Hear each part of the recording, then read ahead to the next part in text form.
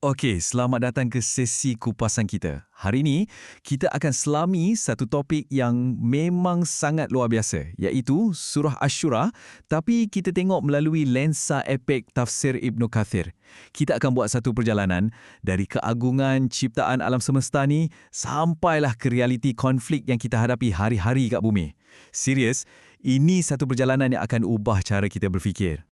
Pernah tak anda terfikirkan macam mana sebenarnya wahyu ilahi dari langit tu boleh selesaikan konflik kita yang paling rumit kat bumi ni? Itu sebenarnya persoalan besar yang kita akan rungkai sama-sama hari ni. Surah Makkiyah ni cukup istimewa sebab ia gabungkan kekuasaan mutlak Tuhan dengan cabaran harian masyarakat kita dengan begitu sempurna sekali. Surah ni sebenarnya pendek je, ada 53 ayat semuanya. Ya, pendek tapi padat betul. Dalam surah ni, Ibnu Kathir memang bagi tumpuan luar biasa pada isu akidah. Macam mana nak buktikan kebenaran wahyu tu sendiri. Dan yang paling penting, apa sebenarnya ciri-ciri yang buatkan seseorang tu layak dipanggil mukmin sejati. Jadi, jom kita tengok bahagian pertama, kebenaran wahyu dan kesatuan agama. Cuba bayangkan satu susur galur sejarah yang panjang ni.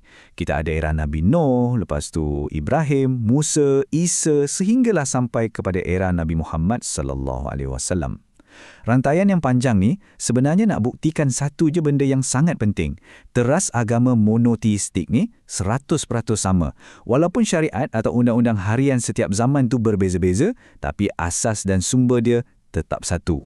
Dan inilah kesimpulan mantap Ibnu Kathir untuk ayat ke-13. Kesemua Nabi-Nabi Agung ni atau golongan Ulul Azmi, mereka semua bawa satu mesej yang sama. Apa dia? Mesej untuk mengesakan Allah dan menyembahnya semata-mata. Benda ni memang tak ada kompromi langsung. Malah Tuhan melarang keras sebarang bentuk perpecahan dalam asas agama yang kita kongsi ni. Seterusnya, kita beralih ke bahagian kedua. Tauhid mutlak dan kekuasaan Allah.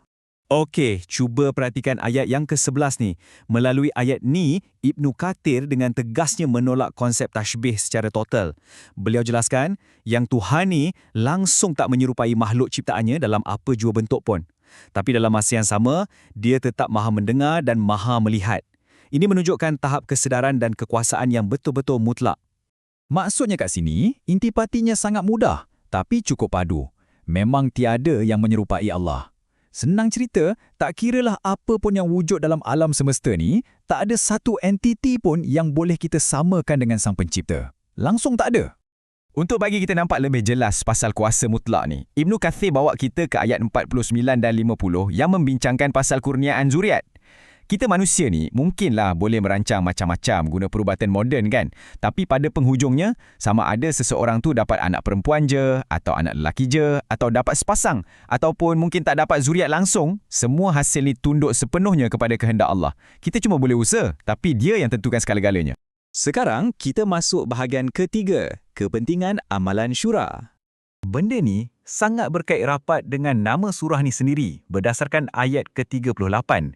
Ia gariskan yang orang benar-benar beriman takkan sesekali, saya ulang, takkan sesekali memerintah macam kuku besi. Kuasa tu mesti dikendalikan melalui perbincangan, percambahan idea dan kebijaksanaan bersama.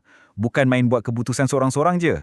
Ibnu Katsir buktikan perkara ini dengan fakta sejarah yang sangat menakjubkan. Bayangkan, Rasulullah SAW, seorang Nabi yang dapat wahyu terus dari langit pun, masih duduk bermesyuarat dan bertukar fikiran dengan sahabat-sahabat biasa. Lebih-lebih lagi masa nak buat strategi ketenteraan yang sangat kritikal, yang melibatkan soal hidup dan mati, macam dalam Perang Badar, Uhud dan juga Perang Handaq. Ini bawa kita ke bahagian keempat, pengurusan konflik dan keadilan. Merujuk kepada ayat 40 hingga 43, bila kita dizalimi, Ibnu Kathir bagi tahu yang respons kita tu bukan sekadar main ikut emosi je. Ia sebenarnya ibarat satu tangga kematangan rohani manusia. Dan tangga ni terbahagi kepada 3 tingkat utama. Kak, tangga yang paling bawah, paling asas sekali kita ada, keadilan. Maksudnya, mangsa dibenarkan membalas sesuatu kesalahan dengan balasan yang setimpal dan adil, asalkan benda tu tak melampaui batas. Ini hak anda dan agama memang benarkan. Tapi kalau kita pilih untuk naik ke anak tangga rohani yang seterusnya, kita akan capai tahap kelebihan atau fazal. Ini adalah tahap kemaafan. Bila kita pilih untuk maafkan kesalahan orang demi nak baiki semula keadaan atau hubungan tu, Tuhan sendiri yang janjikan ganjaran terus kepada kita. Kepuasan membalas dendam tu mungkin ada, tapi percayalah, kemaafan ni jauh lebih indah. Dan untuk sampai ke tahap kemaafan yang paling tinggi ni, ia perlukan apa yang dipanggil azmil umur. Maksudnya satu keazaman yang sangat-sangat kuat. Ia menuntut jiwa yang besar nak tahan kemarahan, banyakkan bersabar dan ikhlas memaafkan. Menurut tafsir ni, inilah sebenarnya jalan yang paling digalakkan bila kita berdepan dengan ujian yang berat.